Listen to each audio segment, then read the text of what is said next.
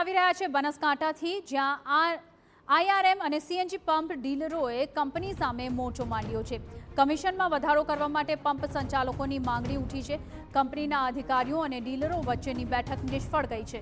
Pump ડીલરોએ 15 August સુધીનું કંપનીને આપ્યું છે અલ્ટિમેટમ।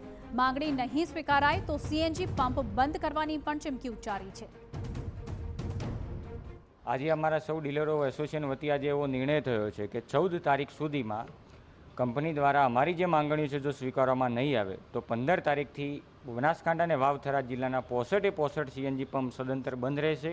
નહીંતર અમારા એસોસિએશને એવું નક્કી કર્યું છે કે જો કમિશનમાં કોઈ વધારો કરવામાં નહીં આવે તો તમામ સીએનજી જ્યાં 65 જે પંપો છે તે સામૂહિક રીતે બંધ રાખવામાં આવશે અને એના લીધે જે પણ ગ્રાહકોને કોઈ નુકસાન પડશે એના માટે કોઈ અમે જવાબદાર નથી।